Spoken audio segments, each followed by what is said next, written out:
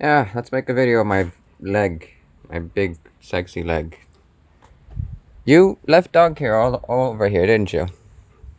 So, I'm gonna make a video of how I clean this stuff up. By hand.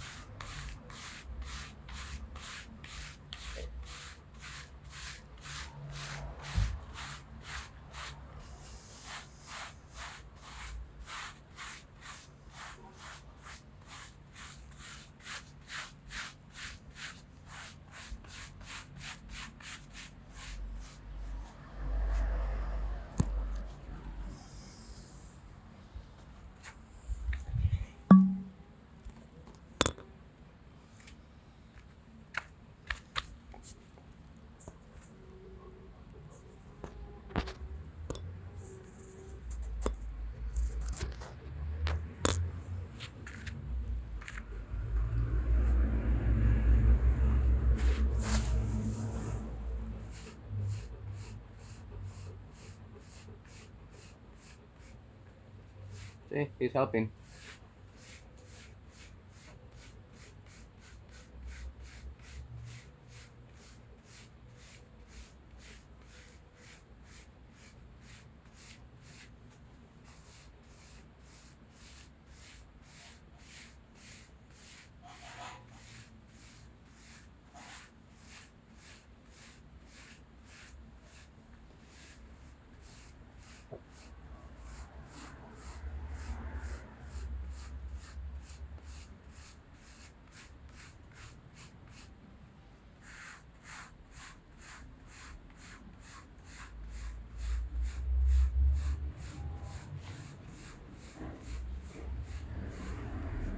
I am gathering my chi energy, and I am making a giant fireball.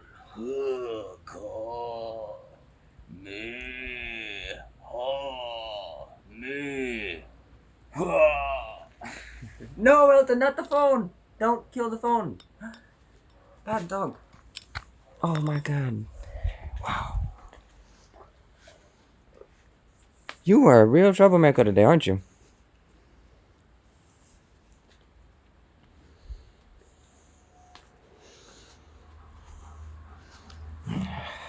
Whatever.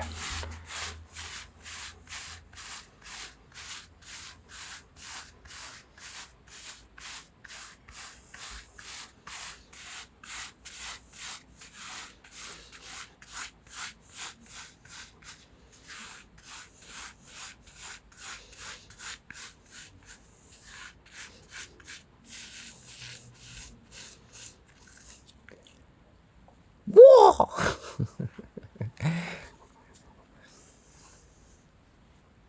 Yay!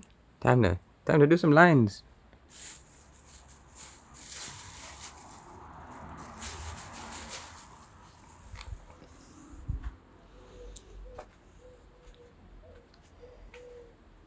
Okay, so this whole fucking thing, huh?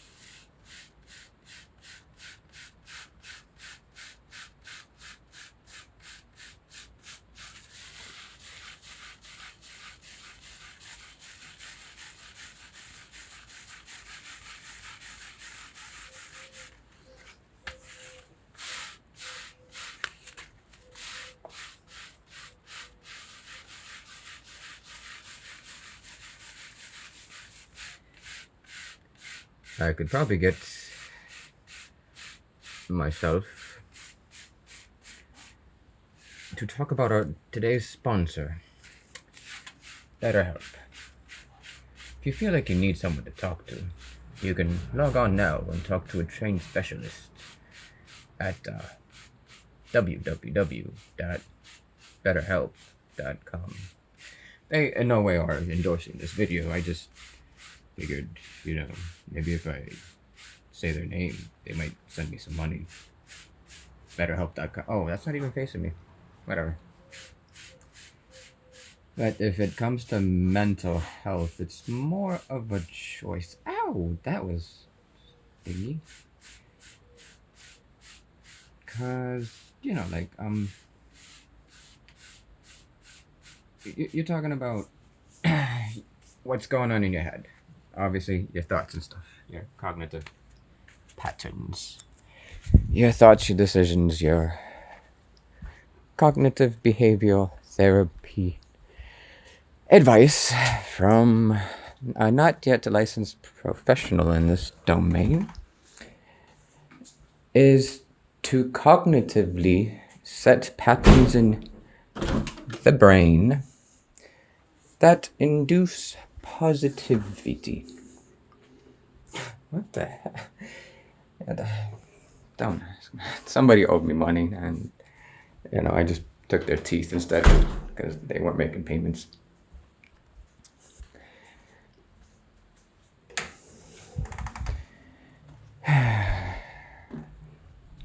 Inner peace is quite easy. Yeah, Elton, we're cleaning up. Atta boy. Atta boy. You want to pee?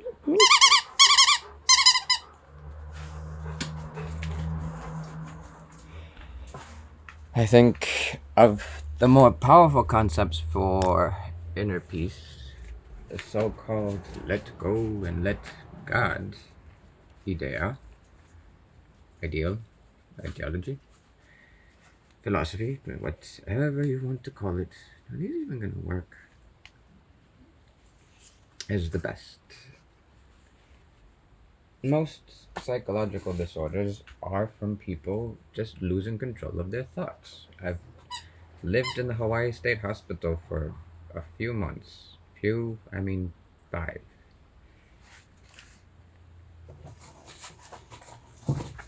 You might be wondering, am I crazy because I'm not using a brush? Well, guess what? A brush does not... Oh, okay, that actually works really good.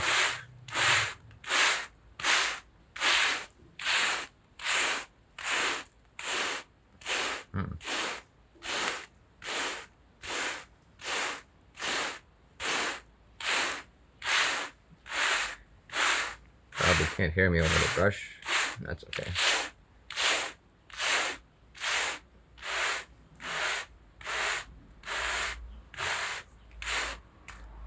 There's no way I'm working in this fucking dust. No fucking way. Okay, gonna need one more thing.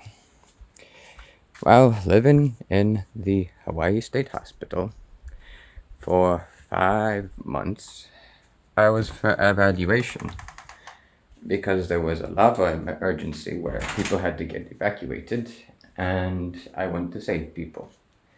And of course, there was no more room in jail. I had to spend some time in there too, and then they sent me to the psychiatric ward for an evaluation. Like, so you went to save people? Okay, you must be crazy. At the psychiatric hospital, they found out that I'm not crazy. But I did have to live with a bunch of crazy people, and I found myself doing therapy with the staff of the facility. As they didn't have anyone to talk to, they confided in me. And having conversations with the chief, the kapuna psychologist of the center. Oh shit!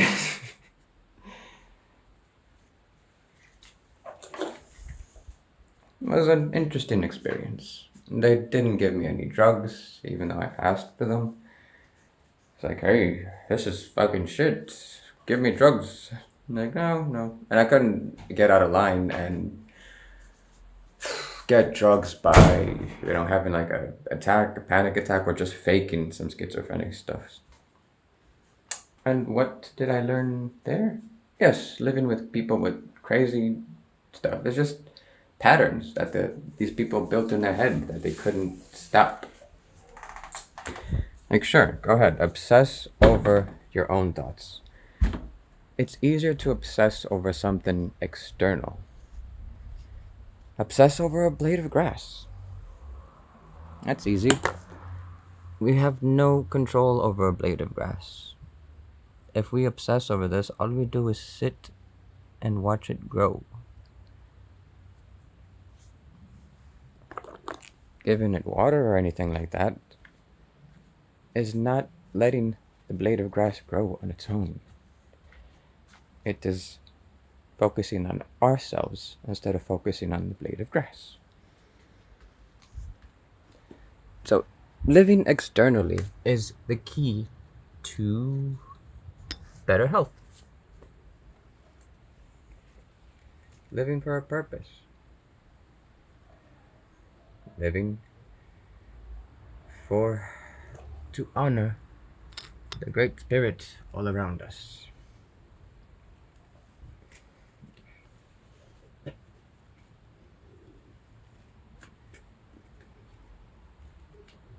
Today I'm going to talk about our next sponsor, Linus Tech Tips.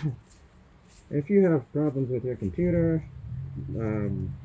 Linus can help, I think.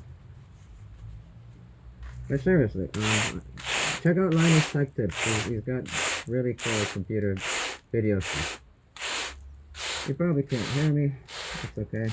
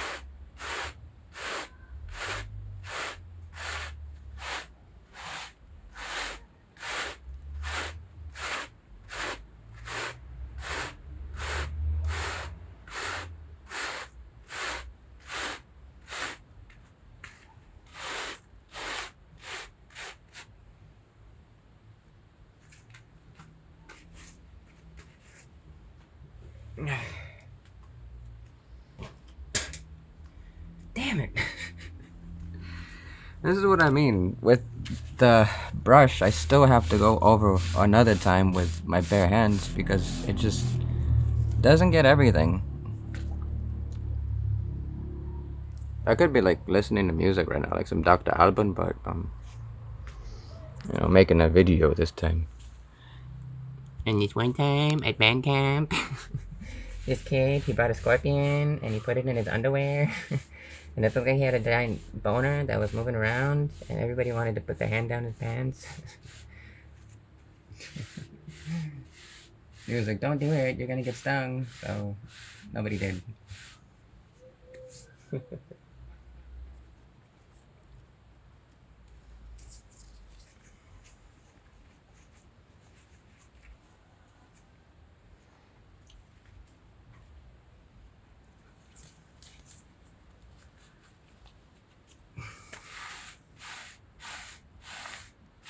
No, that doesn't. Nope, doesn't work.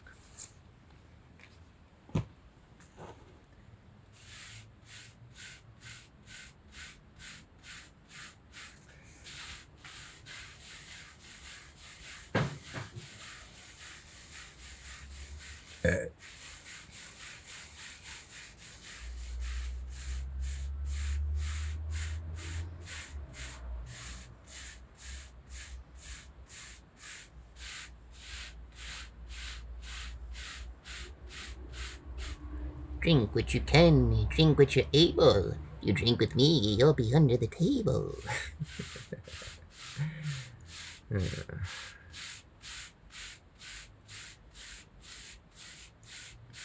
Another thing that I think really helps with this inner peace thing is to visualize words. Instead of focusing on the language itself and the actual structure of sentences, it's quite liberating to picture things. And in the sense of more than just vision. Say that I'm thinking about moving a table to another room. I'll be thinking about being the table, sitting where I want it to sit. I won't be imagining sentences like, oh, and then John comes over and sits at my table, and we play cards till 7 in the morning. No. I will imagine myself as a table, staying there for 10 years, and envision myself as a table. Because I want the table in another room, I want to be certain that the decision is clear.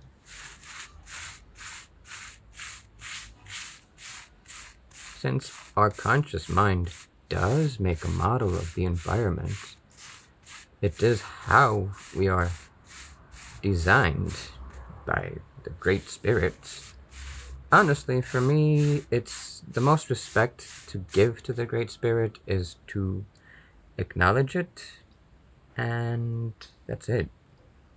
Talking about the Great Spirit is kind of weird. Like, let's say you have a friend and another friend, and your other friend comes over, and then you start talking about the other friend, but the other friend's not there. Or the other friend doesn't say anything at all while you're talking about the other friend. Talking about the Great Spirit it's okay, but don't. Words only limit the idea of what the Great Spirit is.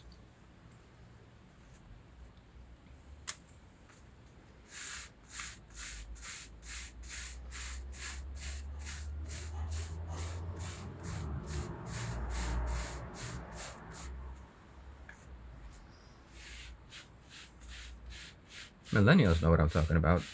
They fucking hate labels. Put a label on a millennial, that's how you know they're not gonna ever call you back. It's like, wow, you're so punk rock. And next thing you know, you've been ghosted. Because that person wasn't trying to be punk rock, that person was trying to be Rat Pack. Maybe that person was trying to be post-apocalyptic and you consider them punk rock. And they're like, how the hell can you consider me punk rock? Aren't you paying attention to me? God damn it. That's the other thing. Attention. Acknowledgement of our existence. When everybody comes to grips to the reality that we are all dependent on small things like bills, stores, pants. When people come to grips to the reality that some of us can't. If you give somebody 5 acres of land, a couple 100 bags of seeds of potatoes, corn, barley, everything, if you give somebody 5 acres of farmland with everything already planted there, probably, I am willing to bet, if we do this experiment, that if we put 1,000 people on 5 acres of land with fruits, vegetables, and everything they need, we're willing to bet 95% of those 1,000 people, that's 995 of them, will starve to death. And only 5, okay, so that's like 0.05%, so that's like 99.05% of them will fail. That's what I'm willing to, that's my hypothesis. I would love to do this scientific theory. It would be a great TV show. Like, not naked and afraid, just, I'm Farmer Bill, and I'm here to tell you about how to live like a true American. Come down to my potato farm and see if you can handle living here for 1 week.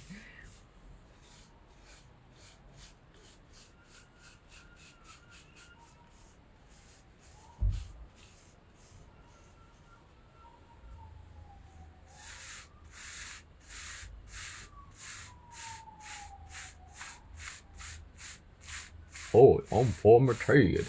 I got pigs. But I don't eat them 'cause I like to eat cow meat. I keep them pigs 'cause they sell good. Y'all ever seen Space Cowboys? It's a movie where they have square pigs.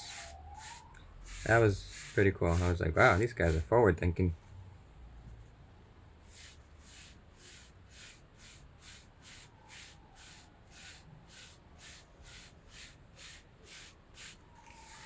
What stuck to me about Space Cowboys, Space Truckers, yeah. I recently met a person, and she hung out with me for a while, and the age gap thing was a bit awkward for her. And somehow she thought that I was flirting with her, which was pretty funny. And then I saw Space Truckers, and I got to the scene where the guy is, you know, the cyborg guy, is trying to seduce one of the main protagonists. Well, not trying to seduce, he's got her in a room and they're about to have sex. And he does that whole speech about how I rebuilt everything. I rebuilt everything. And the whole time, like, the girl's reaction to his speech was exactly what this girl was going through over here.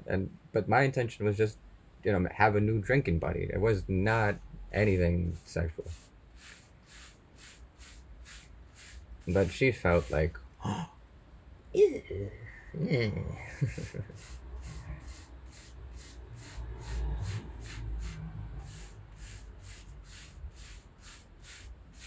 like, I'm gonna have sex with somebody that smokes, and that I don't even know her last name, dude. Like, what the hell is she thinking?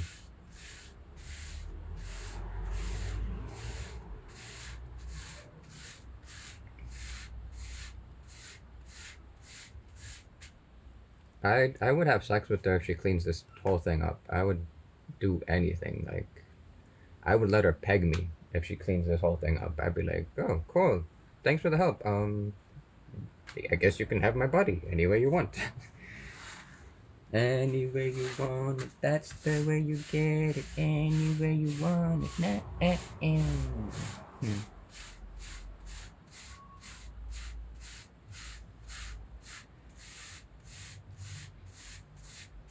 It's also funny how people don't consider sex to be hard work.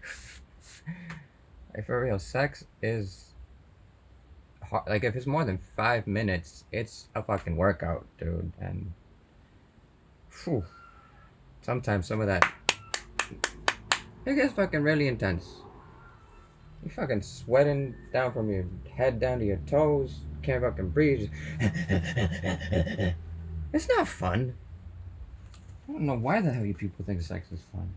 You know what's really nice and good? Taking a goddamn nap. That's relaxing.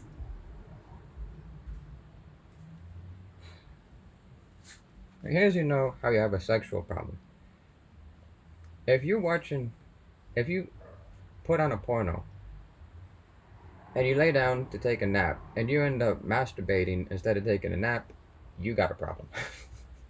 That's how you know you got a problem.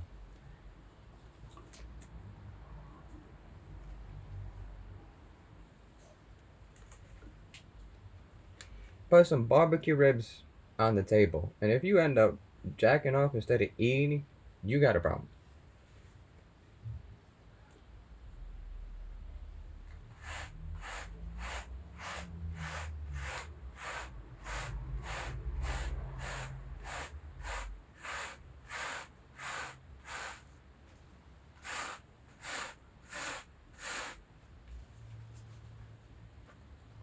If you got no fucking money in your bank account and you ain't going to get a goddamn job and you fucking staying home playing with your goddamn vibrator, you got a problem. And that problem is you ain't getting paid for somebody to watch you jack off, motherfucker.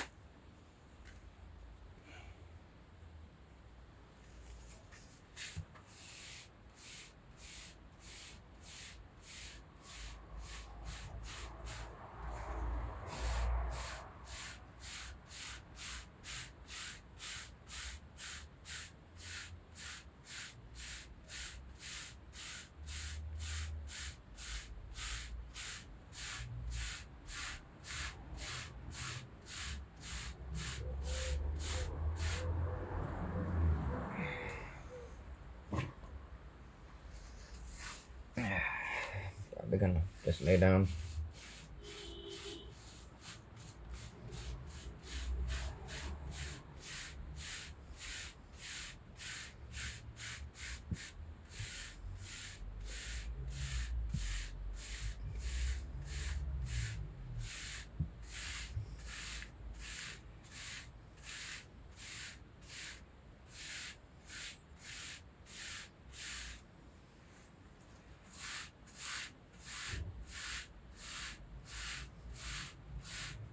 Another great practice to reach a state of better health is to concentrate on your body and pay attention to every muscle fiber within our system. Our body composes itself of many, many neurons. Every single inch of our body has a nervous cell that we can feel, that gives stimulus to the brain. And it is possible to feel every millimeter of your body. And if you want to be a person that is very focused on yourself, then do pay attention to every neuron, every nerve center, every nerve tissue, and every nexus of synapses within your body. That will also get you to stop thinking too much. The sensory overload does force people into a state of interconnectivity.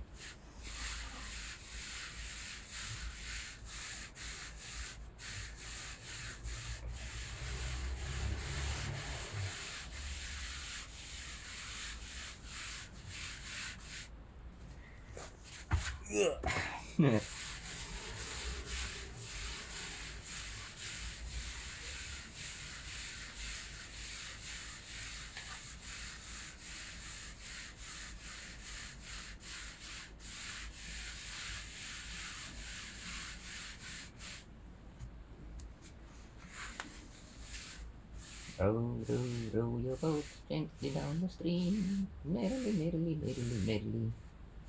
Life is but a dream. Row your boat gently down the stream. Ah, mosquito. La la la la la la la la la la la la. Dun dun dun dun dun dun dun dun dun dun. Singing a melody is also good. Just sing a melody on your head. I like the Happy Tree Run song. La la la la la la la la la la la.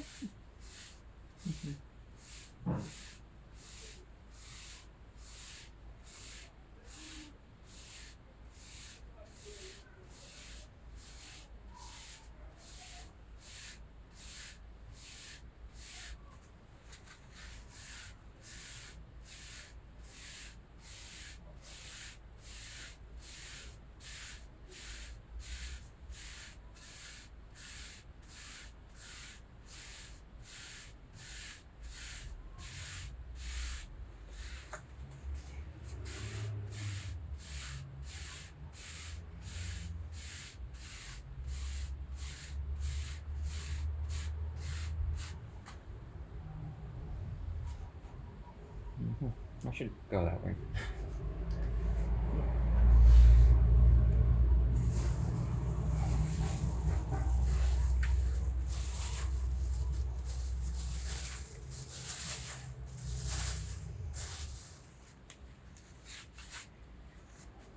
Hey man. Hey man. I got a bag. Premium quality Labrador hair here, man. You wanna buy it and sell it to you real cheap? Talking about pennies on the dollar, man. Some quality shit. You wanna buy it? Come on. Come on, help a brother out. Buy this shit, man.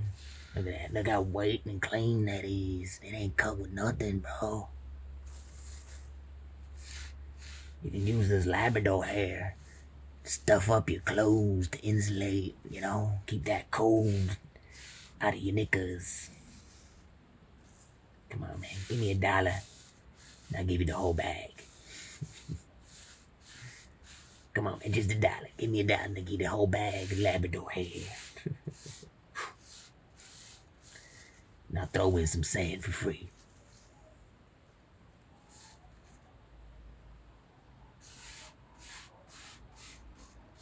Yeah, now we are having spas. Yeah, this is real spas. Yeah. We're all living in America. Wunderbar. Kungandigan. We're all living in America. America. Like, really, dude, there's this singer from Rammstein, like, I don't know, vacuum his house. And he's like, vacuuming the house, and he's like, Du. Du hast. Du hast mich nicht frag. Du hast dich mir fragen, bist da geistig, man. that'd be, like, really cool to see, like, Rammstein cleaning their house while they're singing their songs. They tried to make, like, a porno, which was so stupid. They're not down to earth, you know, like, they're all in their head. I respect them because of the pyrotechnics, like, Rammstein, #1 pyrotechnics. Rammstein, oh, the Germans are at it again. Wow, look at that, they're making music now. What does it sound like? It sounds like angry Germans because they lost the war. That's probably why everybody likes them so much. Like, what would be the, like, We lost. We lost the war because we are fucking lame. We have lost a great big war because we don't know how to fight. German people only good at Arbeit. Okay, shut up, Alex. Now you're really getting out of hand.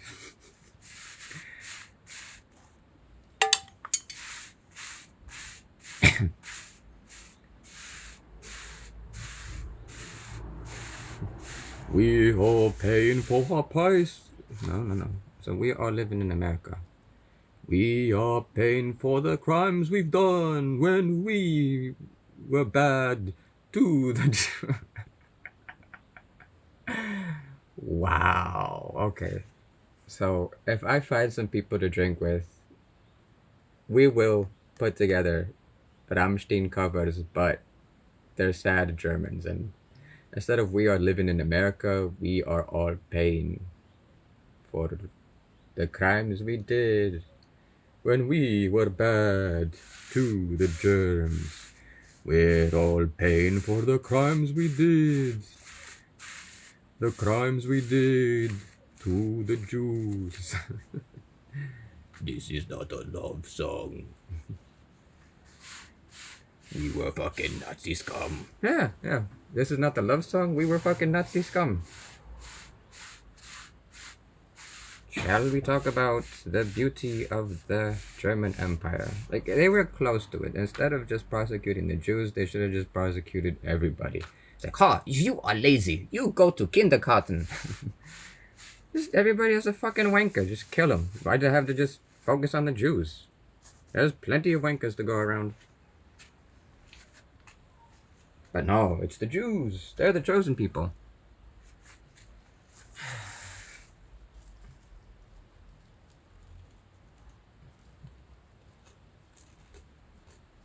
Some of my best friends are Jews, you know?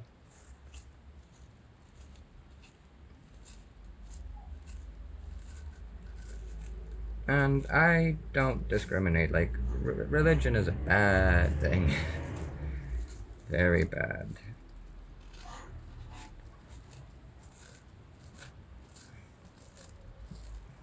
And it's bad because it's not equal to women. Like, God is a man. Yeah, bullshit, God is a man.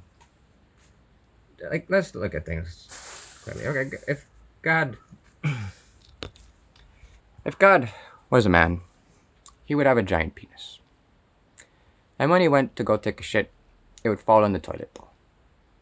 And do you really think that a man created a world so perfect that his big ass dick would fall into the toilet bowl when he goes to take a shit? No, God is not a man. Could God be a woman? I don't think so. Women give birth. God creates. The difference is humongous. It's you hold your hands up and poof, there's creation.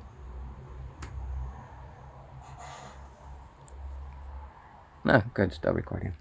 Well, as you can see, this is nice grass. Very nice grass.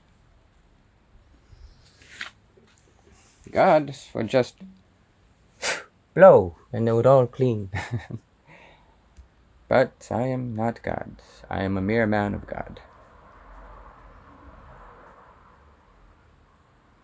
Which is a nice thing to be, because if you're God, you have a million responsibilities.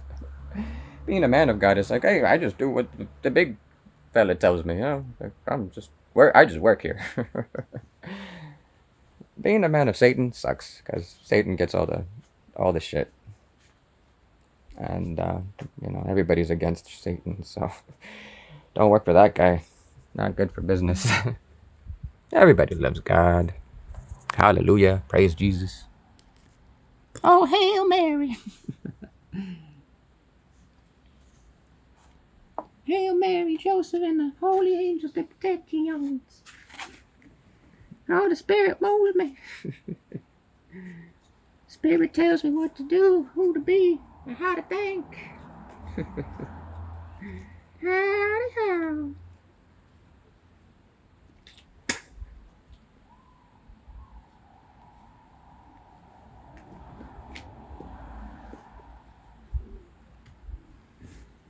We're all paying for the crimes we did against the Jews in the war.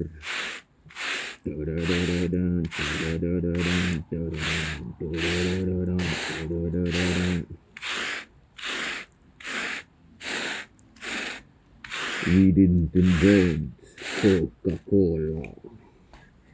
We didn't invent American jeans. We did not invent the automobile. We're just a bunch of workers, men. Cause we're all paying for the crimes we did against the Jews in the war.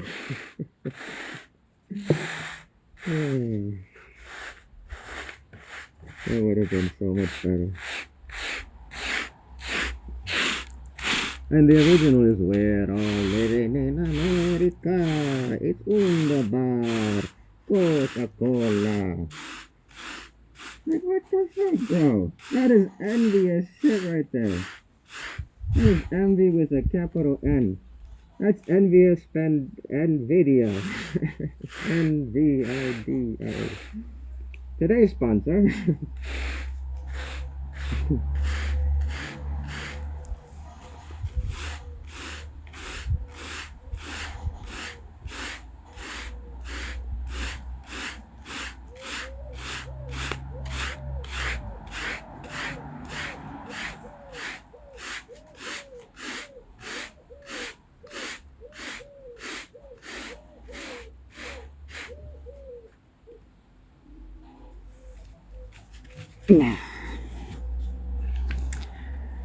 Today's video, while I plank this motherfucker, is brought to you by NVIDIA.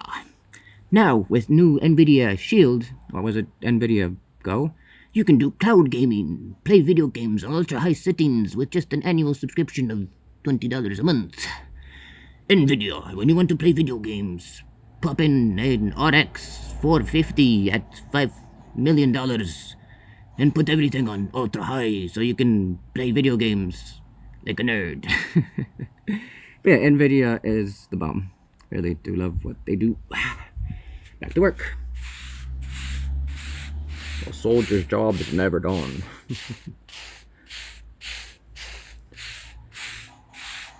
La la la la la la la la la la. La la la la la la la la la la.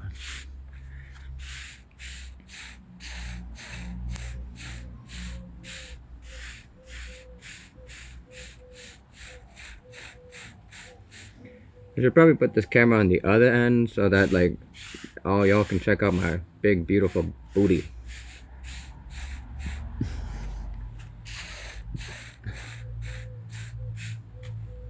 Like from doing this stuff for years and years and years, I got junk in the trunk. I dump like a trunk. Dump like a truck. I mean, when my booty go, yeah, it's da-dong, da-dong, dong, dong.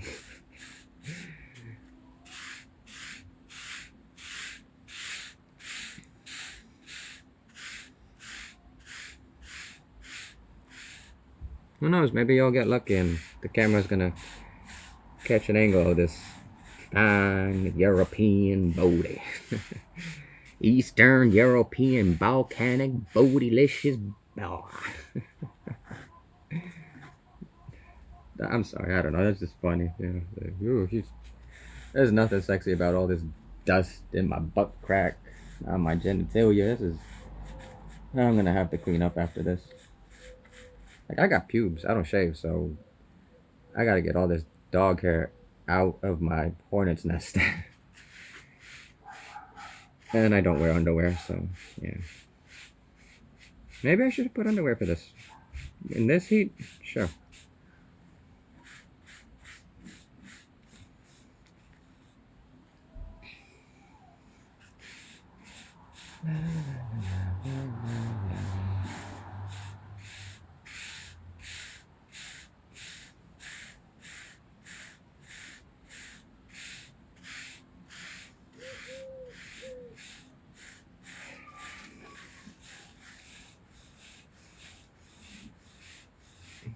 You know, I could have put on a pair of Vessies. That would have helped keep my feet clean right now. I do have a pair of Vessies.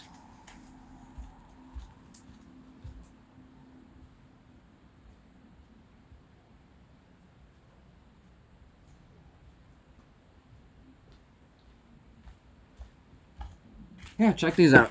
These are my custom ordered Vessies. They don't have any tags or anything, especially made. They gave me this to promote them in the video. They're completely waterproof. I don't have any water right now to prove that. But thank you, Vessies, for today's sponsorship. Look at that. Look at that rubber sole. That's thick right there. Look at that grip. Oh man, that is a lot nicer. And they're great for like sitting around in these positions because they have some more support to my legs. And they just slip on without having to do that tie your shoe stuff. Vessies, if you don't got a pair, go check them out. And a big shout out to Corridor Digital, another sponsor of today's video, who keeps me entertained while I'm at work on the computer, talking about VFX and stunt people and the magic behind the movie making process. Sure, they do have like their own videos and stuff like that, and it's really intense. Like Son of a Dungeon, that is one show that goes beyond what a show should be. Like one episode is fucking 8 hours long.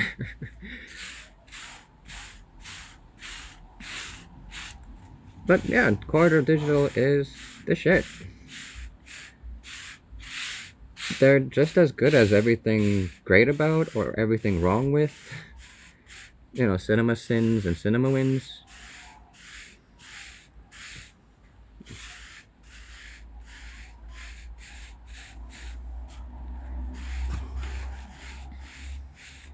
And I would definitely love to mention Veritasium. They're pretty fun.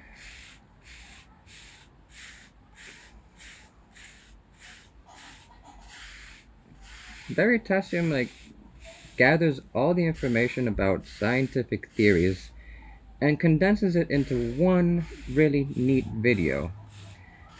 They have like elements of Mythbusters as well, which is really nice. There was one where they just dropped things from a helicopter. That was a nice episode. Or they did some explanations on the speed of light, which I'm really happy that someone else agrees with this crazy notion that we only know the theoretical speed of light, and to measure the actual speed of light, we need something that travels faster than light. Or just get your head around the idea. So you have two sensors, right? And what, they're gonna be mechanical? Like when the light hits this, it's gonna move and it's gonna count how quick the light traveled 500 meters, 5 million meters.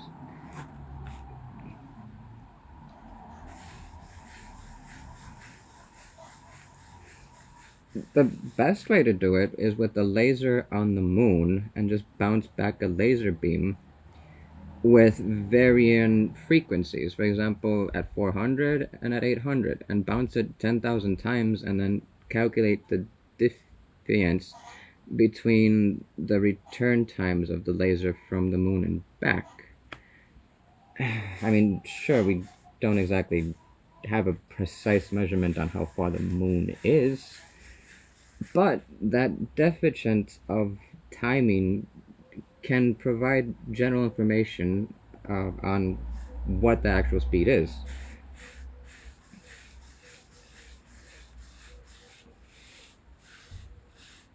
It's not the actual distance that matters, it's the accumulated average of how many varying degrees of speed we have. But then you also have to consider the median, so. Because, you know, you could have like a nebula of small pressure ionic atmosphere and then a heavy condension where light would travel heavier and one would travel slower. But also, why do we need to know the speed of light? That's completely useless. What are we gonna do with it? It's like, oh, I know how fast light travels. Cool. You know how to wipe your butt, right? Of course, I'm a smart person. Okay, good for you.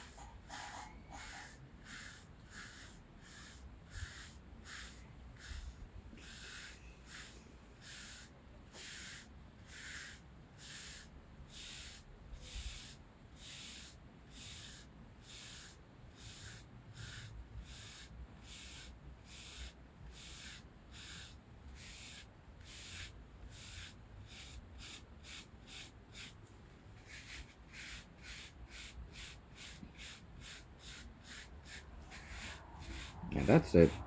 No more dogs in here.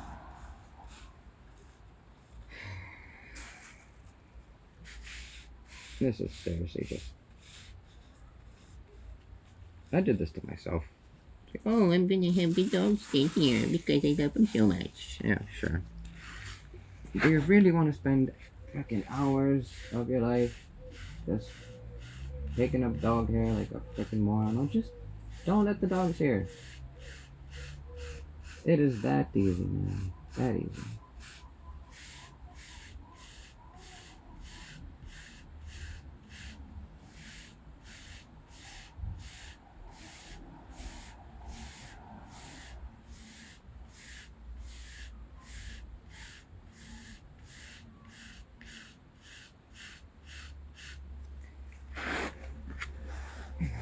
However, the situation is much more complex than that. It's been mosquito season, and this place wasn't so good for hanging out because, you know, mosquitoes. So I decided to let the dogs have the space and enjoy it. Because then I'm going to clean it up, and I'm going to lock it down, and the mosquitoes are going to vanish. Like, before, it was impossible to stay in here because there would be mosquitoes all over the place, and it would be so annoying. And I couldn't. So like cleaning up right now allows me to have the peace of mind that there are no mosquitoes. Like I can stay here for hours and hours and hours cleaning this up, and there's not a single mosquito. I will then have the peace of mind that, hey, you just spent 2, 3 hours working there cleaning it up. You can spend 2 hours taking a nap in here. There's no mosquitoes, bro. That's cognitive behavioral therapy at its best.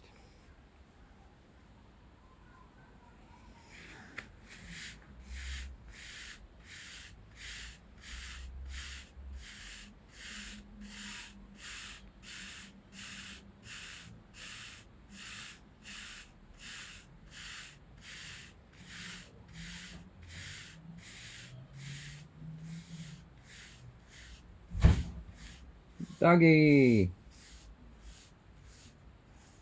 Elton! Stop!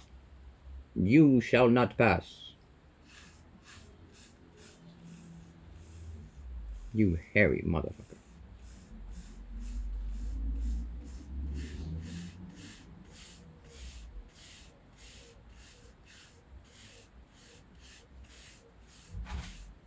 Evie! Hey Evie, what you doing?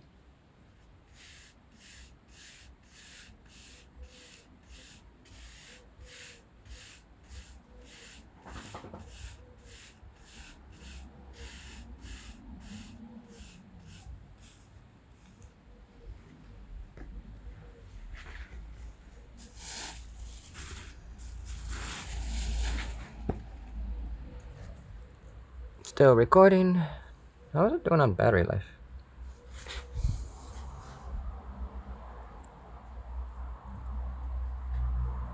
%. That's good. Wow, 59% battery life, 59 minutes in. That is stupendous.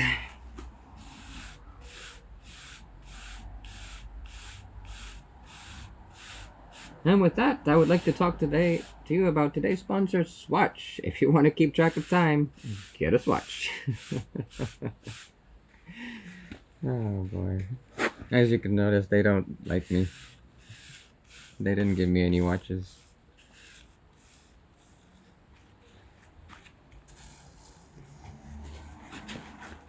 Alright, results. Probably gonna need this again.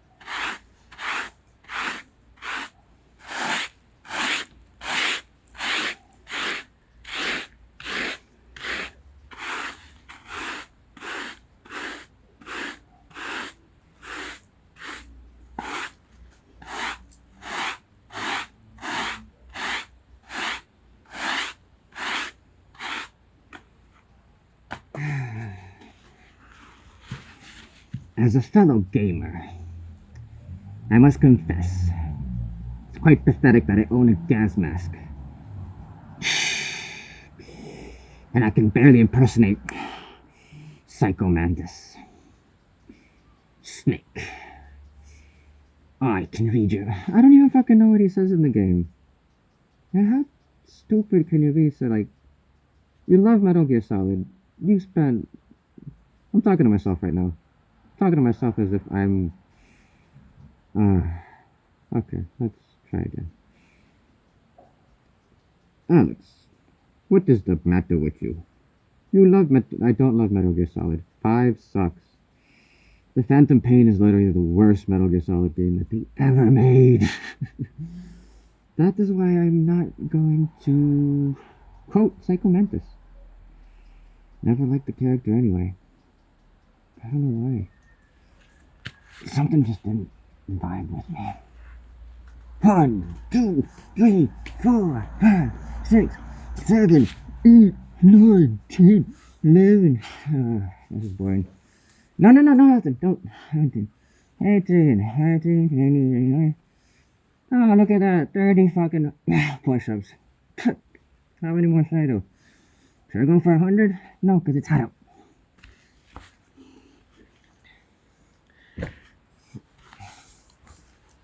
See, I like Dying Light. See, this is how much I like Dying Light. I made one of these. It's a fucking exhaust pipe. Look at that. It's got a sharp edge on there, see? Like you whack somebody. Whoosh! Ah! Look at that.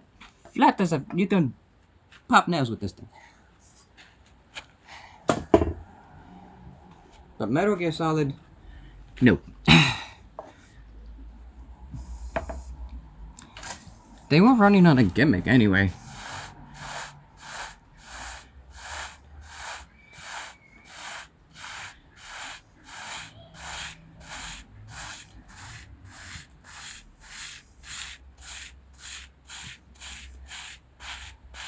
So, one was literally the PlayStation Metal Gear Solid. The original one. That was the bomb. It literally revolutionized everything about video games. Then they went to 2, which was okay, but it was an emphasis more on the engine than the actual presentation. It was like, we developed this really cool engine. Back then, Konami really sucked at building game engines. And they tried to make all kinds of stupid games. They had like Tony Hawk's Pro Skater, but a really shitty version of it. Like, don't get me wrong, I rented it like 50 times and I tried to enjoy it. But it always felt like it was rushed. Like Tony Hawk's, you could just go in that and literally burn hours on it.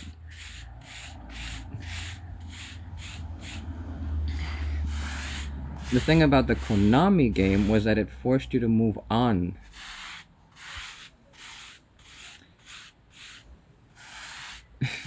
Which is kind of what, you know, Metal Gear Solid is. You move on with the story.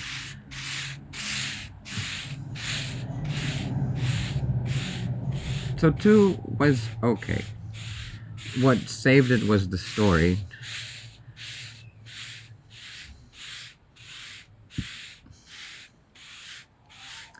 Three was pretty damn good. Like 3 was okay, give us more of this, please. 4 was literally just a movie. It was a nice step in another direction. Just the narrative kind of gets boring at one point, and skipping through the cutscenes. If it had like a just like 1, 2, and 3 had a VR mission select, which 4 didn't include VR missions. I think 4 may have had online, but back then it wasn't such a big thing. Then there was Ground Zero, which I've checked it out. It was pretty cool. Yeah, can't argue with it. It was something like Soldier of Fortune 3 or 4. meets Metal Gear Solid. It was dope. Great story. And then we were expecting something similar from 5. And the thing that breaks 5 for me is I'll be sitting like a mile away from the enemies at 1 o'clock at night. I'll wait for night to come. I'll have a sniper rifle with this silencer on it. I'll just start picking them off from far away. They go to high alert, and then within 10 seconds, I'm getting shot at. And that is not realistic. If a sniper is 1 fucking mile away from you, you're not gonna be able to identify where they are. Especially with the best freaking sniper rifle in the goddamn game. Especially if he's in a bush undercover.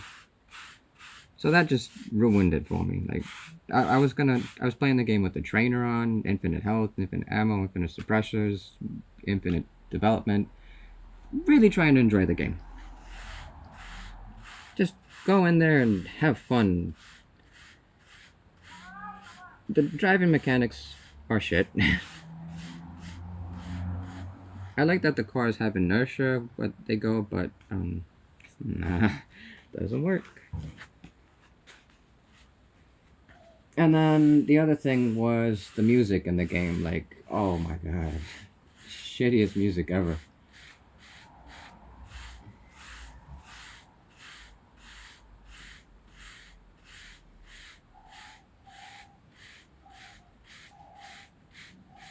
I understand that those songs probably touched Kojima in a very special way.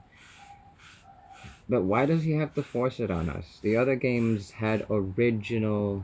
Hey, look at me when I'm talking to you. The other games had original music, and they didn't hit up like an 80s playlist of nostalgia that was force-fed to people. You actually had like symphonic music, orchestra, and really nice music, and I was expecting 5 to have the same thing. Nope. I'm stuck listening to fucking David Bowie and We're the Kids in America. Whoa. So yeah, that was a big...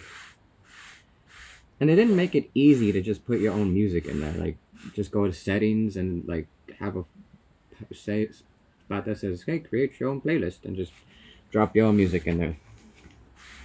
There's so many things that are lazy about the game. There's only one animation for jumping out of the car, one animation for getting out of the car, and yeah, they could have had at least 2 animations for that. Lazy. And then the game faced delays. It had they built it up to some great big video game. Sure, the engine is amazing, and the game runs great on anything. And it's a great experience, just that Max Payne does it better.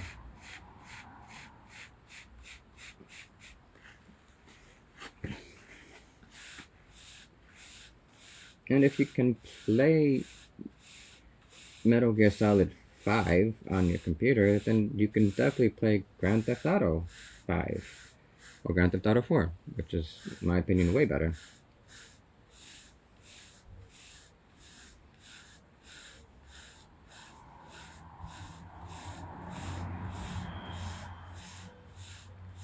So why do I play video games? Because it's a combination of hundreds of thousands of people working on a project and having a vision for something. And there's so many things that you can read into, from the interior designs to the color palettes to the movements from the characters. Everything is hands down a conglomerate of information. Like, why did they decide to animate the hand motion that way? You know, or the eyebrows? Why is the facial expressions? It's... Or why did they decide to leave that glitch in the head?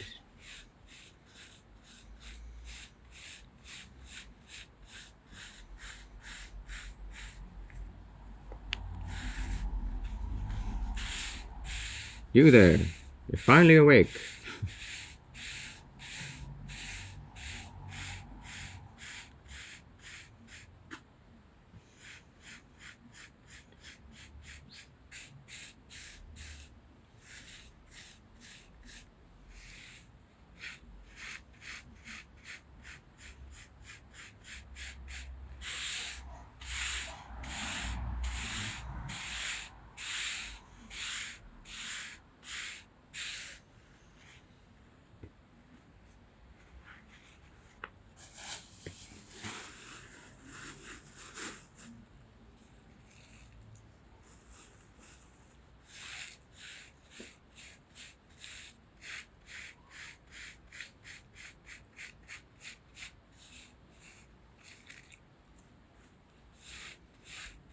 Oh yeah, Fallout 4 is pretty sweet.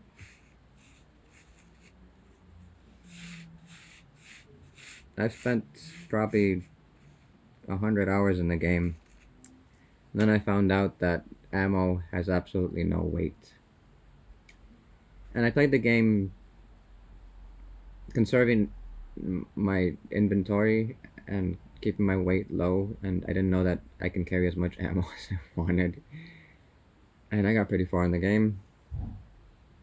You know, finished the expansions, both of them, or two of them, because there's a lot of them. And then I went in and I saw that ammo weighs nothing, and I was like, you mean I could have just stacked ammo and not had to deal with running out of ammo and scavenging for bullets and changing guns mid-fight and, you know, live and learn.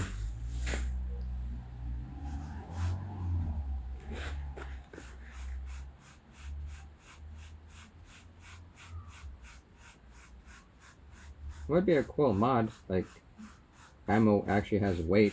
That would definitely make the game way funner. But I do have a go-to, because so basically in the game you can go back and forth a couple times to get stuff and supplies, or you can just toggle God mode on and just carry everything one time. So go in, kill everybody with God mode off, and then turn God mode on, and then go pick up everything. But here's the catch. If you can kill everybody with God mode off, and then you'd have to go back and search for the bodies and for the loot, why not just turn God mode on, try really hard not to get hit, pick up the loot, and then just move on? That's the cool thing about trainers and stuff, that it allows us to play the game the way we want it to.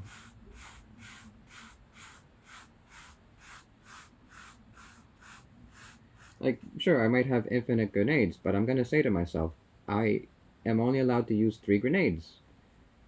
And it just makes the game so much more fun, because I'm respecting myself, respecting my rules, respecting my boundaries, and at the same time, I'm not doing things that I consider stupid. And then it's counterintuitive as well, because loading times are quite an issue. So if I have to go back and forth, even with fast travel, 30 times to just do supply runs, that's gonna be me sitting in front of the computer for, I don't know, 2 hours just watching the load screen.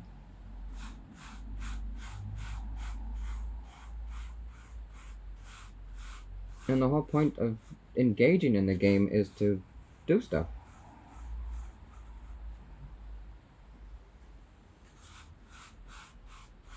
I did check it out with a NVMe setup. It's another kind of hard drive. And I did get my loading times to 30 seconds, sometimes 20 seconds between like interiors and exteriors and fast travel, and that was okay.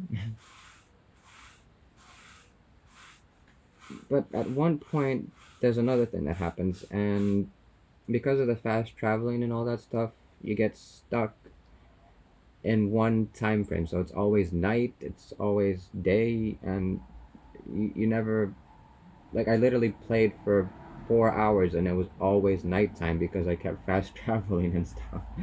And that was driving me nuts. Because the game has a 24-hour time cycle, and all I got was night time.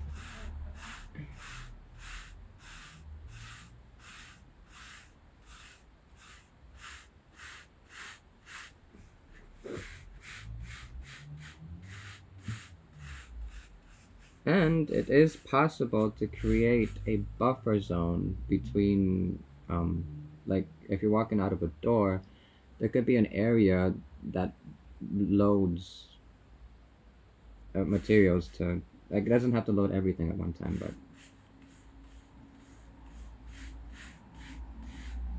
they would have to redevelop their whole game engine, and Bethesda uses one game engine for all of their games. Yeah, because, if the shoe fits.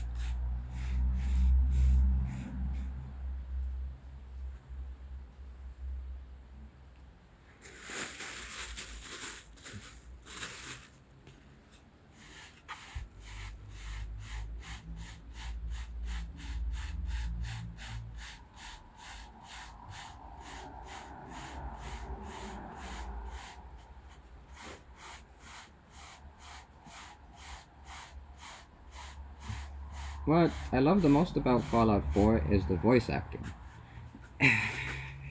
Every single character has a really good voice actor.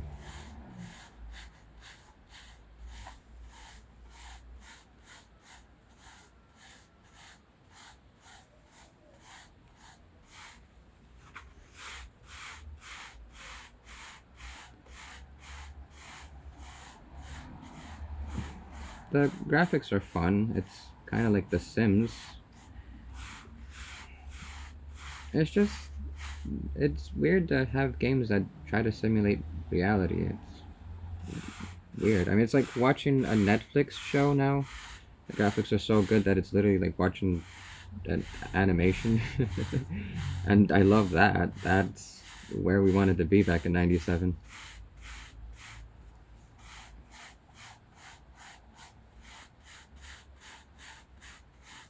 At the same time, games like Spyro the Dragon and Crash Bandicoot, they worked because they were such an escape from reality with the graphics. Like Mortal Kombat, that game may have been violent, but it wasn't realistic.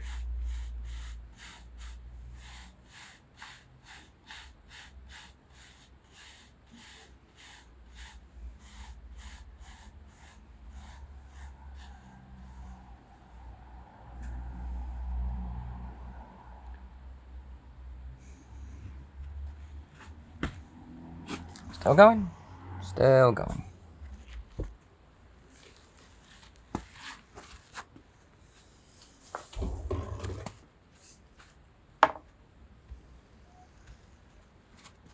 Probably gonna name this podcast Cleaning Porn.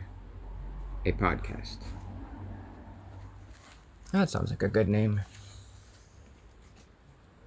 Should I be a complete bitch about it and be like, cleaning porn with Sahara roze? Yeah, I'm gonna do that. Let's have some fun.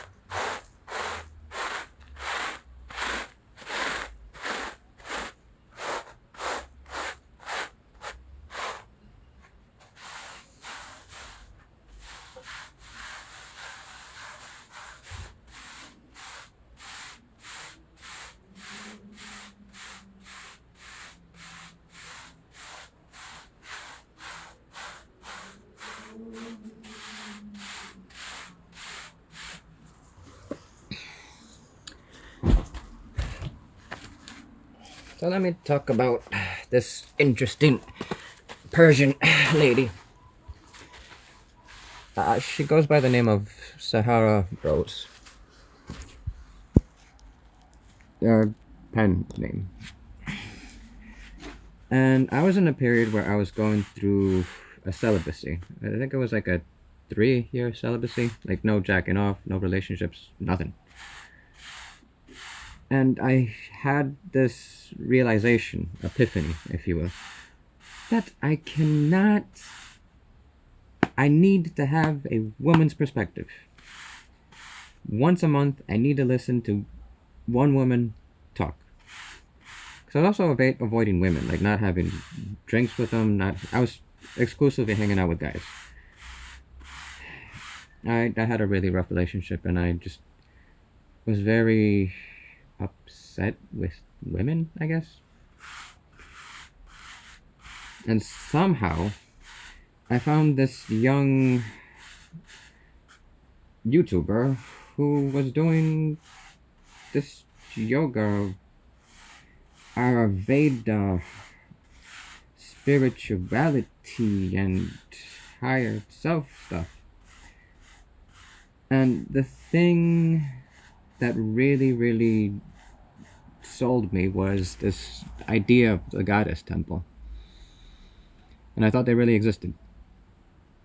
Like a safe place where it's like a Buddhist temple, but exclusively to honor the feminine. And when I went to Hawaii, I really thought there were like goddess temples in Hawaii. And I really, really wanted to visit one. So I walked around all of Oahu, not just Honolulu.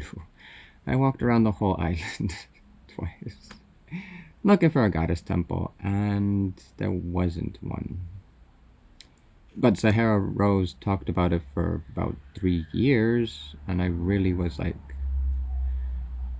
expecting to see it, because I was like, okay, so we have goddess temples for women. Let's make god temples for men. That would be so awesome. And I wanted to work with goddesses to do that, but it didn't exist. It was just an idea she had in her head. That's how it started. In Hawaii, I did get involved with some of the bigger goddesses of the community. There was some lady from Cinderland. She was pretty cool. And a bunch of other people. I got the keys to the castle from...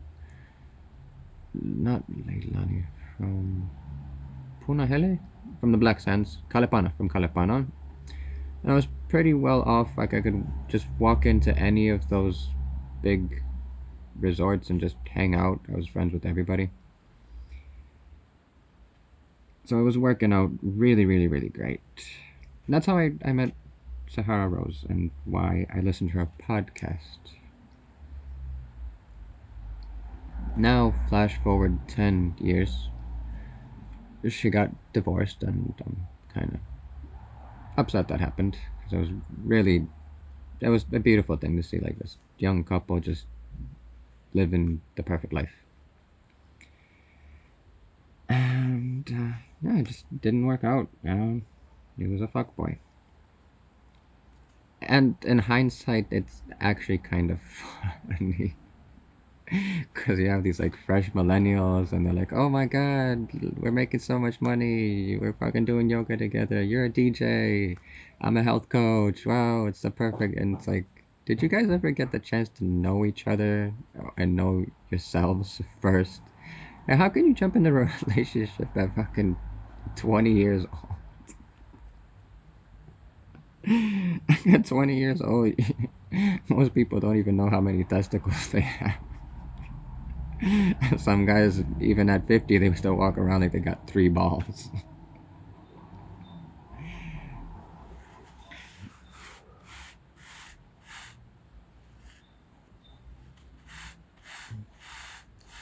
Then Sahara Rose had these nice courses about eat right for your body type, which was a pretty neat thing.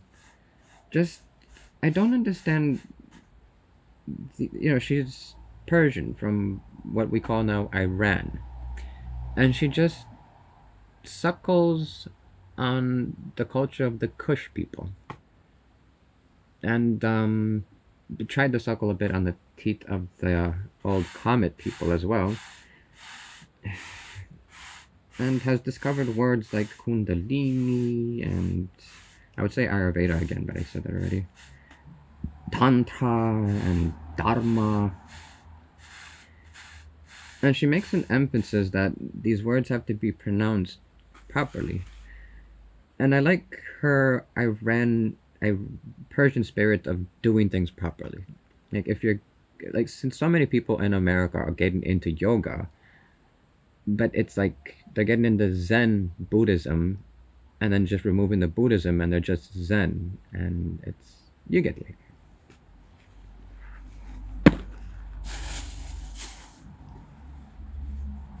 True fact. True facts. There is 2 yoga teachers on Hawaii. One is called Zen, and one is called Shanti. One founded Zero Gravity Gym and developed inversion therapy, Shakti Sherry, and the other one is a fuckboy. He's like a 60-year-old yoga teacher that just fucks everything he can. I'm only saying that because that's what Shanti told me. She was really upset that her husband didn't stay with her. And I can see why. She grew up with a few brothers, so she was exceptionally boyish, sometimes a bit too aggressive, and men would definitely not feel comfortable around that. We had a quite powerful relationship. Sorry that I did keep in touch, but she never called back. And this is coming from somebody who had TRO problems. Her house was taken by a meth dealer, and I stepped in to actually get the whole community involved to scare this guy away and get him to move off the island. At the same time, I had to stay there in the jungle by her house with a machete, just hiding in the bushes in case this guy would come with his friends. That was the only thing that was keeping them from harming her. The police told me straightforward that if I kill the guy, they're gonna look the other way. The community was really nuts. The Pahoa community was really nuts about this guy. They wanted him gone. And I stepped in and I did it. I went to court, I showed up, and this guy was straight up scared of me. I tried to be friends with him because like I liked him. He was bald, did meth, had a sweet fucking motorcycle, and you know, he was in Hawaii. I was like, if you're in Hawaii, you're my friend. I don't care. We're in Hawaii together. This is paradise, bro. The first time I met him, well, was in court, and I was probably just scary. I don't know how that happened. But the official time we met, we were at a church, and he was surrounded by people in a group powwow, a ho'onoponopono. It was another thing that I did. Got permission from the church to do it, and we gathered the community. He showed up, they talked, and then I finally came in with some star fruit. And when I arrived, the guy got so scared he ran away. I was really hoping to eat a star fruit with him and talk and like see his side of the story, but it didn't work. Anyways, we got the house back, cleaned it up, rebuilt it, did the garden, and made love a bunch of times, fell in love, got angry because she kept getting in the way of what I wanted to do, which was walk around all of Hawaii.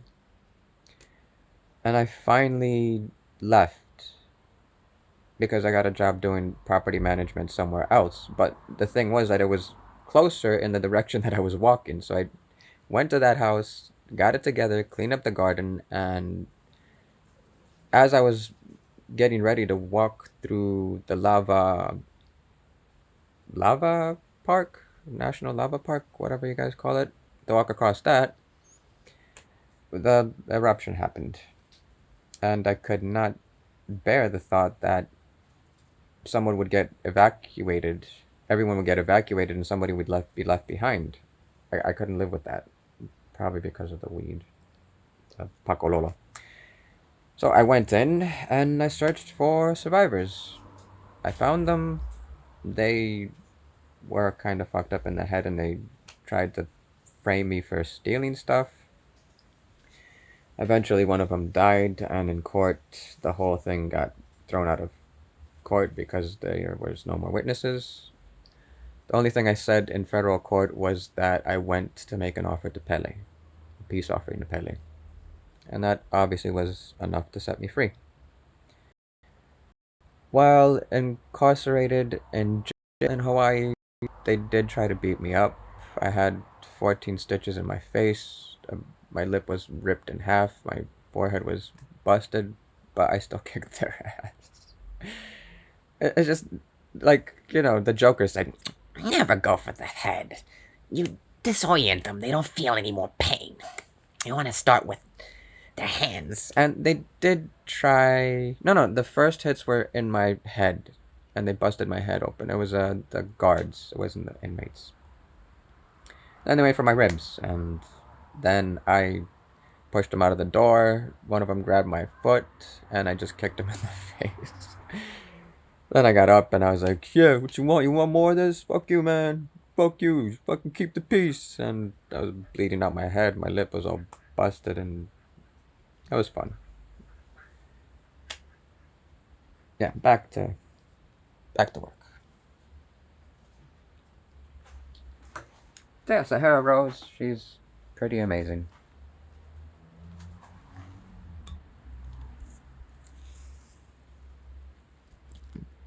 And a word from today's sponsor. Today's sponsor is going to be 21st Century Fox. That's today's sponsor. If you're looking to kill some time, then do Rent, a movie from 21st Century Fox by Time Warner, a Viasat company.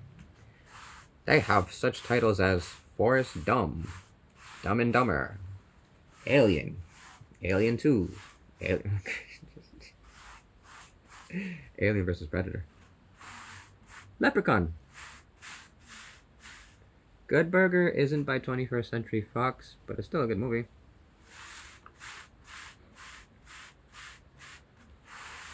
I think Cheek and Chong might be under the umbrella of 21st Century Fox.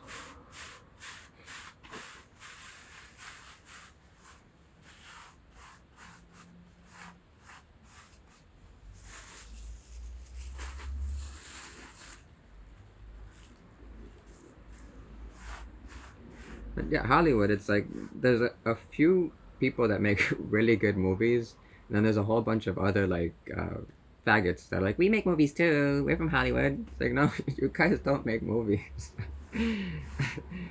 Spielberg, he makes movies. George Lucas, James Cameron, they make movies. I want to say Michael Bay, but no. Can't. Okay, so everybody in Hollywood is like, okay, we're gonna make Transformers, fucking live action.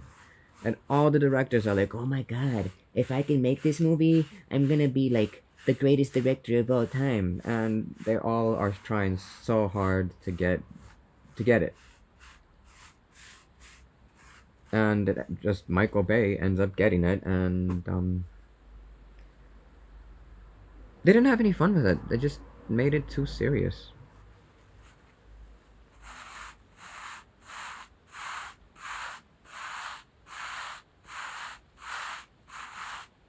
I mean, sure, like smoking a J, like if you have 50 grams of weed, smoke that shit, watch all of the Transformers movies in your home cinema. It is the bomb. Sound, dope. Visuals, dope.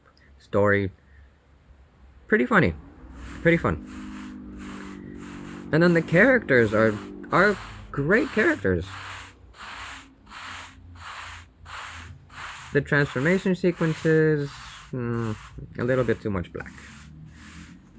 And they're all, like, all of the Transformers have fast transformations. None of them are, like, chill or, like, just they just do two moves. Like if you ever played with the action figures, some of those Transformers were pretty fucking simple. Like the McDonald's Happy Meal Transformers, god damn. They just moved one way. That was it. Bam, transformed.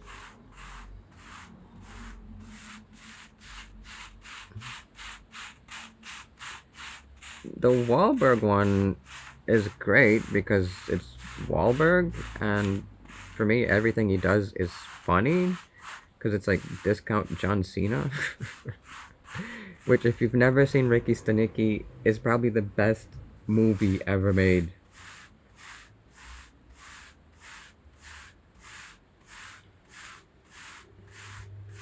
And it's not the story, it's just the way John Cena plays this role of a, I don't know, I want to say 32-year-old man who's at the limit of, he gives everything just so he can make money because he believes in his art. That's what Ricky Stenicki does.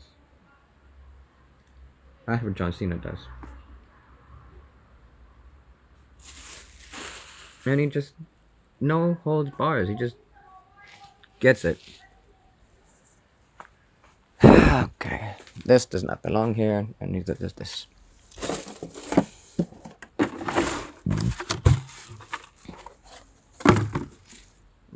That goes there. Oh my god, this is bad.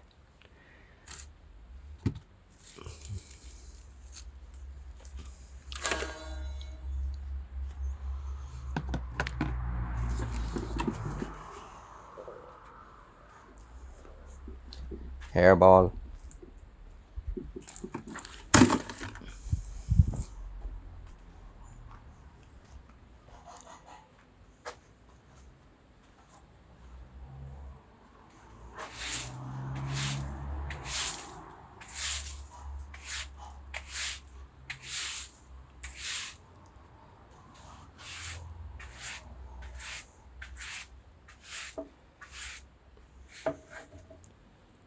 I want to say True Lies is also a good movie, but I didn't see it the way I was supposed to. I've seen True Lies way later. Like, I've seen True Lies after I've seen Rogue Nation, 28 Days Later, Shaun of the Dead. I've seen True Lies way too late. And that's why the movie worked for me, because I've seen all of these things. And then I went to True Lies, and I was like, wow, this movie is amazing. Like, I've seen all the Terminator stuff, I've seen all the Schwarzenegger stuff, Jingle All the Way, The Fifth Day, The Second Day, the one where he plays with his clone. That was a cool one.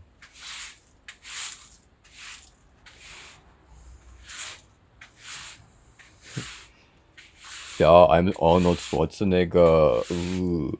I put oil in my muscles to make me look big, and I sell myself, yeah. And you have to smoke a stogie if you want to be a man. Like, I think hanging out with Arnold Schwarzenegger is probably the funnest thing, because he's so committed to these ideas and has such a vast wealth of knowledge of just what people define as a man.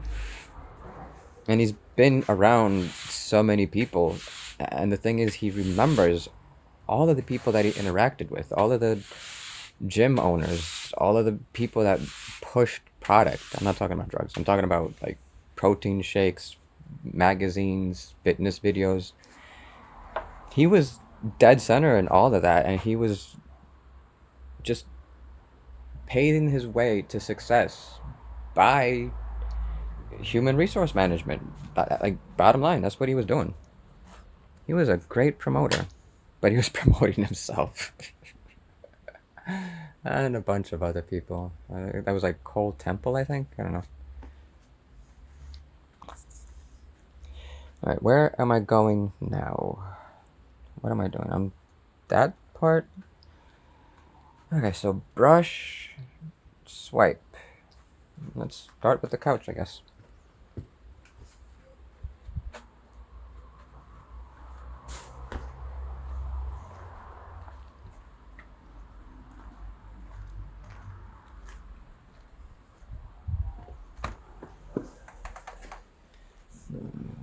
That's empty.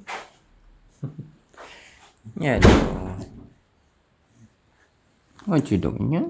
You like it in the house because it's nice and cold? Yeah? Yeah?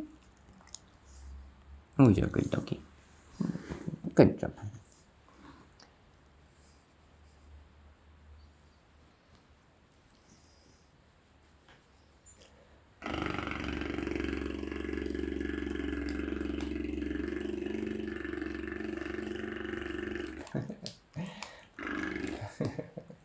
I don't want to do that because she's going to stick her tongue in my mouth and her breath stink. That's not what I came here for. What did I come here for? I didn't come here for that. Not for that, not for that, not for that, not for that, not for that. The thing that was supposed to be there is not there. That's not it. That's not it. There it is.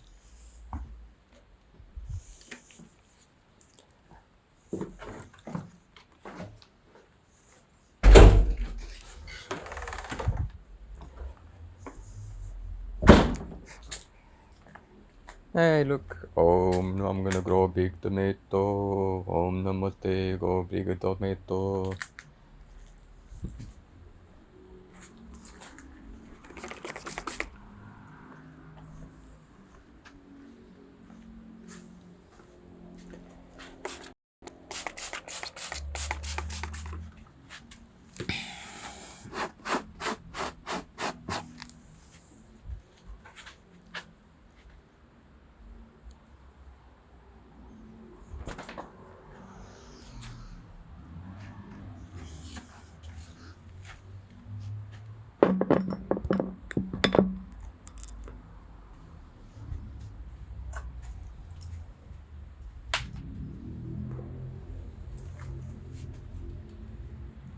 Oh boy, we in it now. Maybe I should get a brush.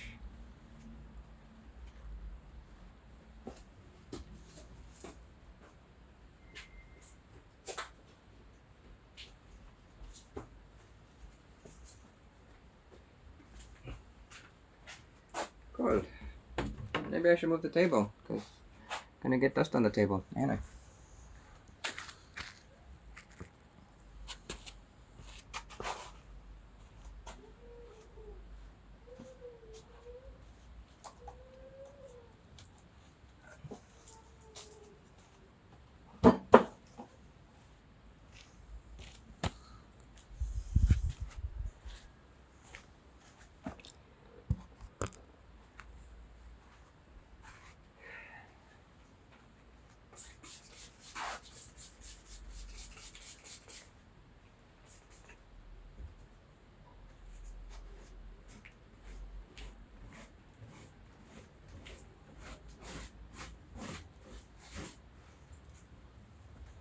Alright, so the title of this podcast is Cleaning Porn with Sahara Rose.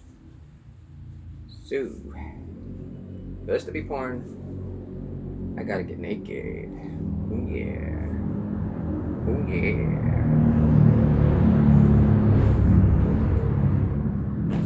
Sexy and I know it.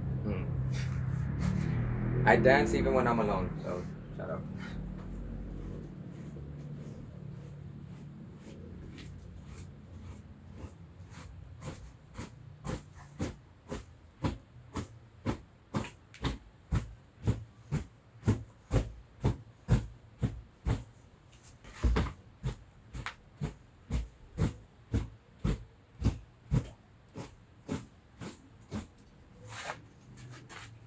Row, row, row your boat gently down the street. Merrily, merrily, merrily, merrily, life is but a dream. Hey, row, row, row your boat. Merrily, merrily, merrily.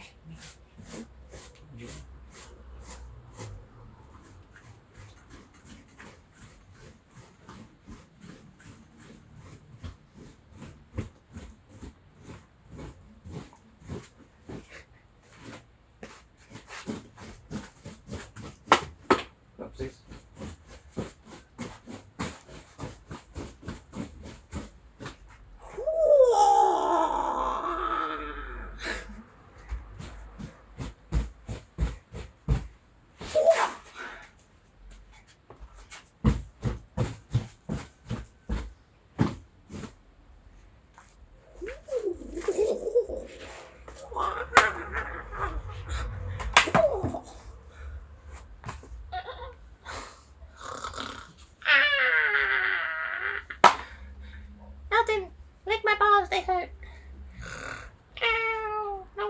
it's not my face.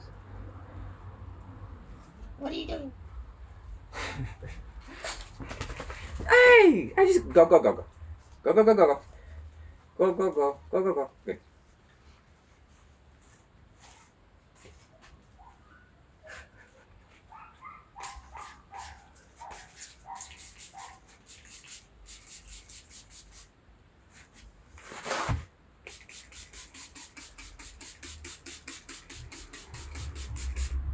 Say hello to my little friend.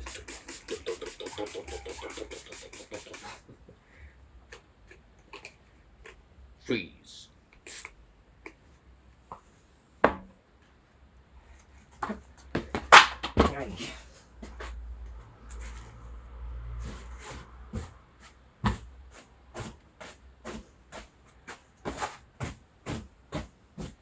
Switch ends. Good.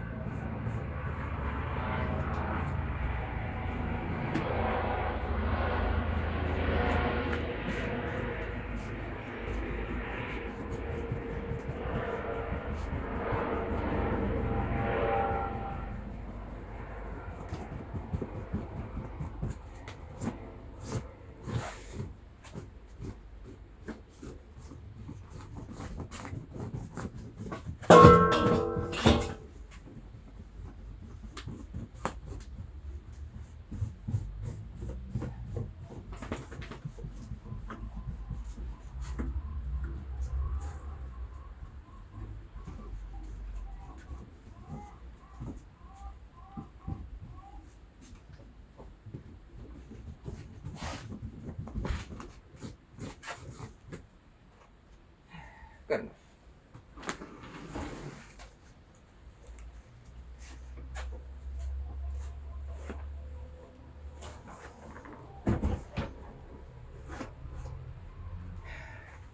Wait, you thought I wasn't gonna do the underside too? What do you take me for, a fool?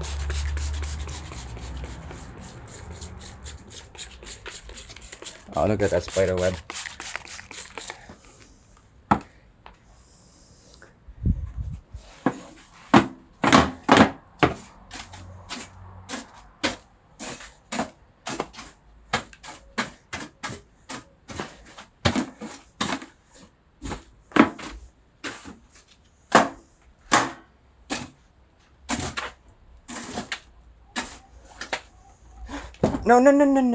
No.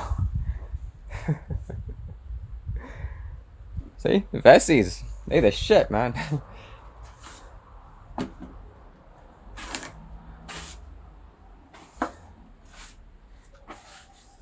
That's good enough. Right, so... Oh, wow, that's bad. Oh my god, that's so bad.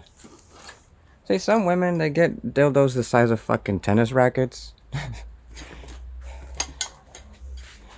Now, if only men would get fleshlights the size of fucking jars. Like, can you imagine a guy sticking his dick in this thing? Like, having a dick that big? But no. This is more like it. This is what guys need. This is good for masturbating. Tiny little dick, like the size of your finger. Then women show up and it's like... You masturbate with the tennis racket?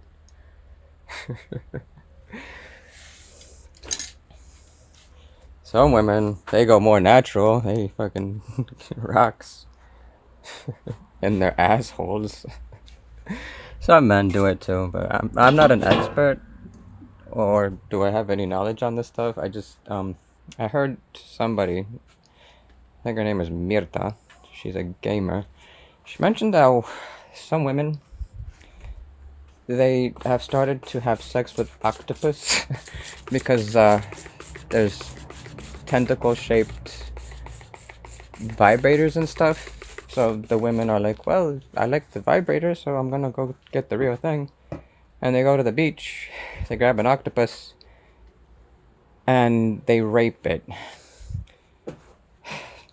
So while Sahara Rose mentioned that it was bad practice to burn witches,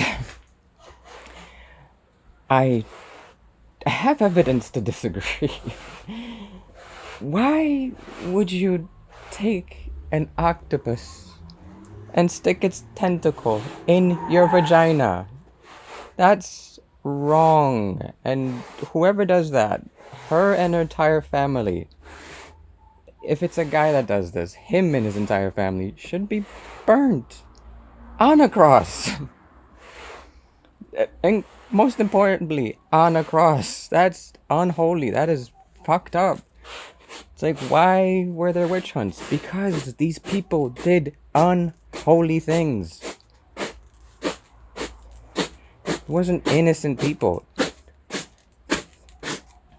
Why do you think there was no dentists that were ever prosecuted?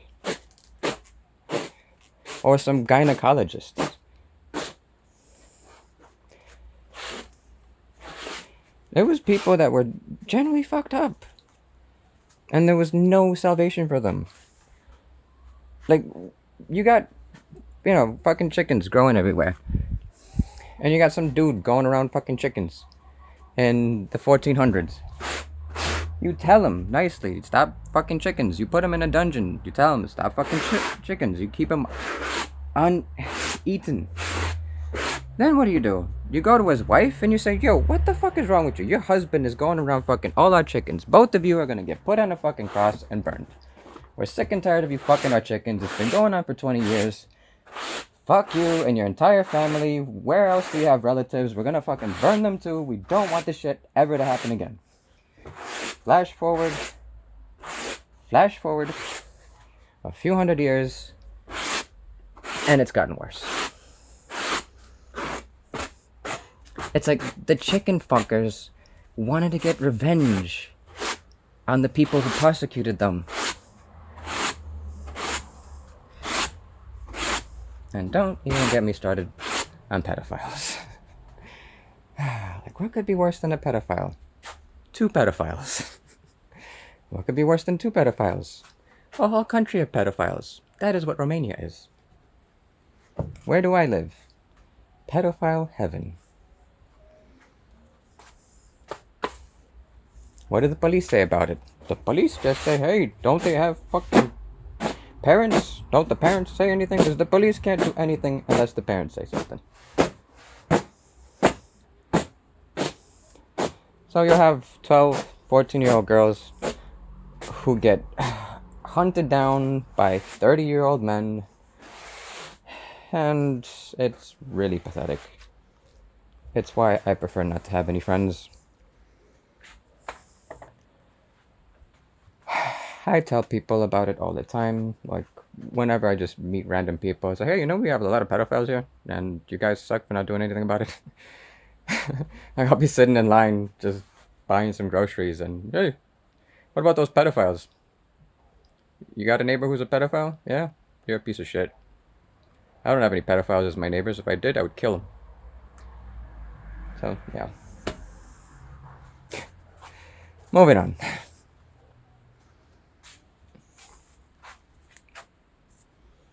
Moving on. Some people say that it's a mental disease and we should treat them with mercy. That's what Cortana is for. The sword of mercy. Stick it straight down their throat.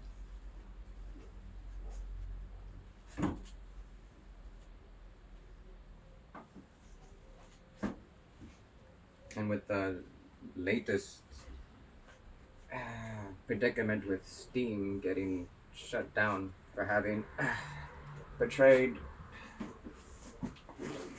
child's-like sexual behavior in their video games by MasterCard, this whole pedophile thing might become normal and I'll be the odd one out. It's like, fuck. What am I supposed to do now, I'll cut my dick off. That's what I'll do. I'll go to go straight to the Vatican, Vatican Square. Be like, you guys have legalized pedophilia. I'll grab it, like that, and I'll just whoosh, whack it right off. That's what I'm gonna do if you guys legalize it.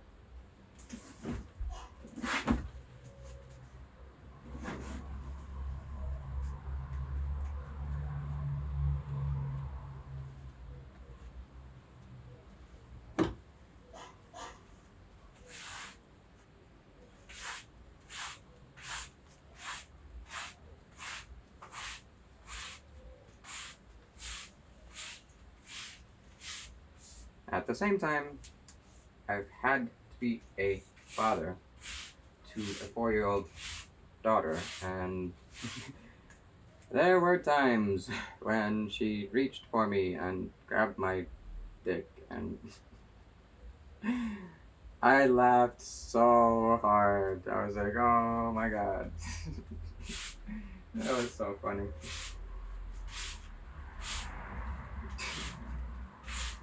Like, can you imagine like being a midget and just always being at ass level, or just everywhere you go just seeing butts, vaginas, and assholes?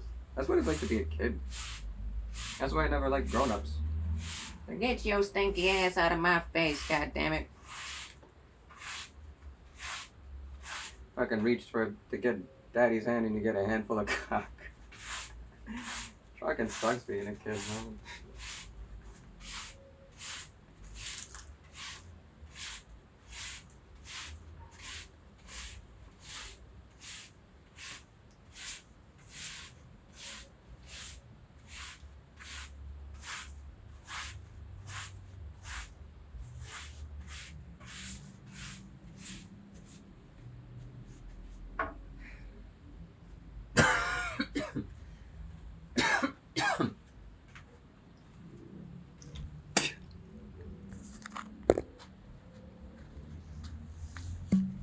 Oh, this is going great. GR8.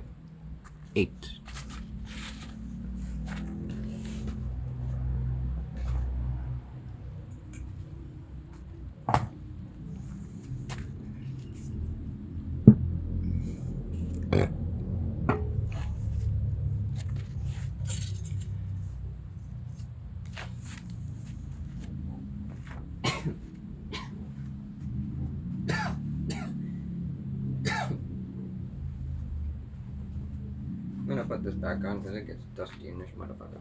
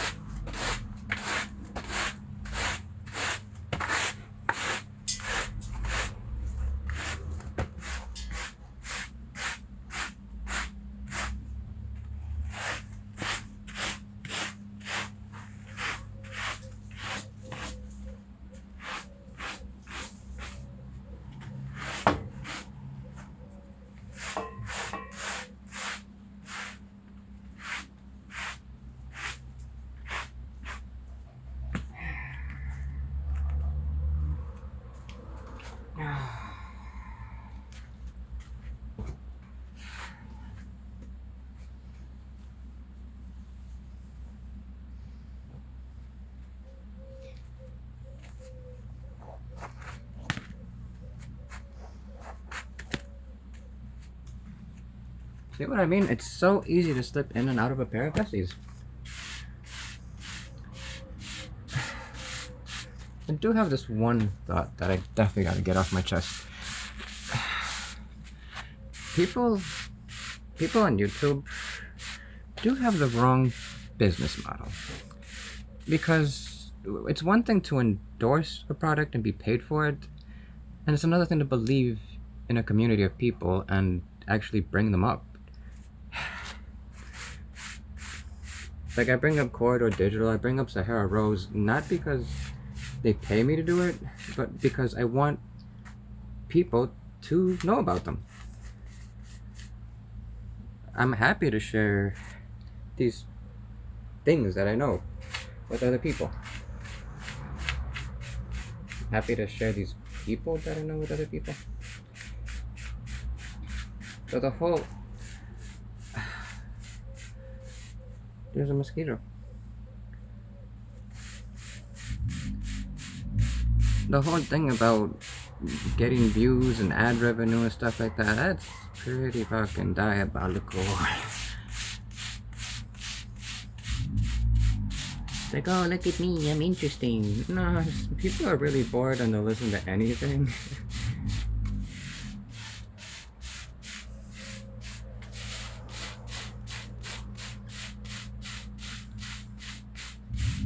Also, people are kind of thirsty for knowledge. And anything that has their passions in it, they'll just feed on it until they quench that hunger for knowledge.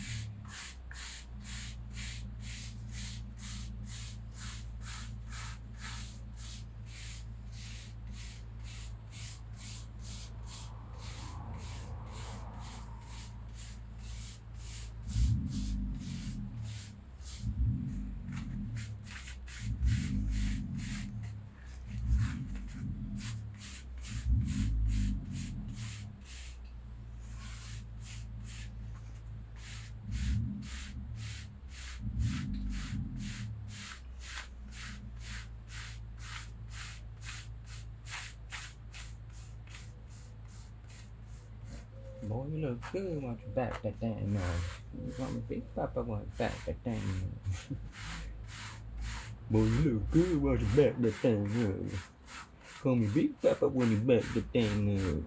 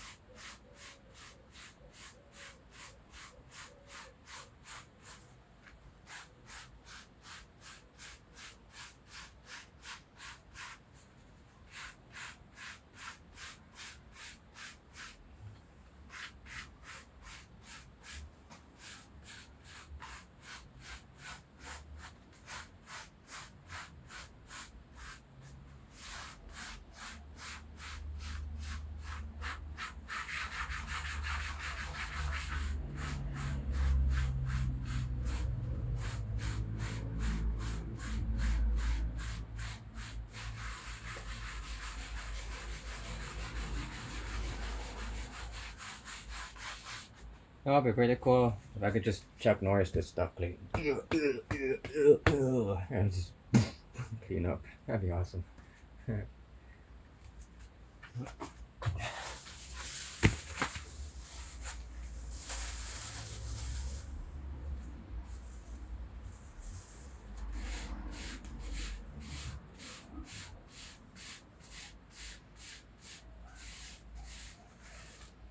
Reality, my friend, is different than dreams.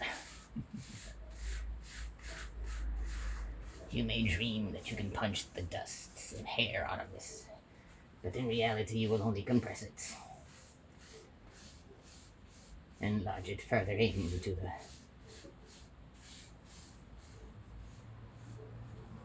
the carving.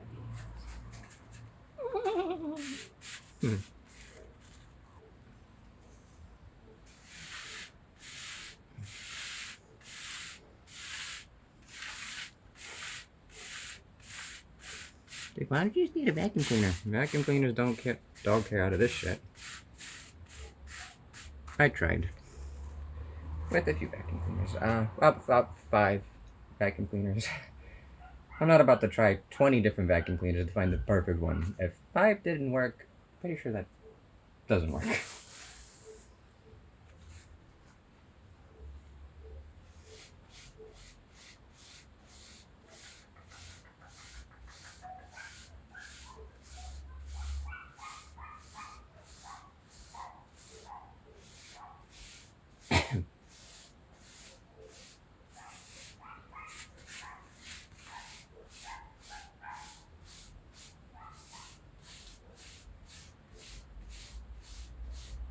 Oh, why don't you get a robot to do it? Because the robot will put a very much unnecessary wear on this carpet, and in the time span of a few weeks, it will shred the carpet to pieces. This thing has been here for 10 years, and it's this clean. I do wash it too, like with water and stuff, every 5 years.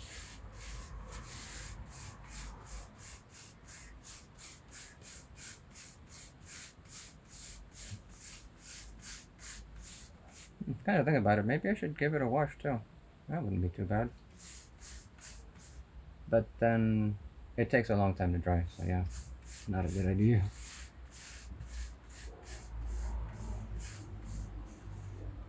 I have to be gone for a whole week to dry it off.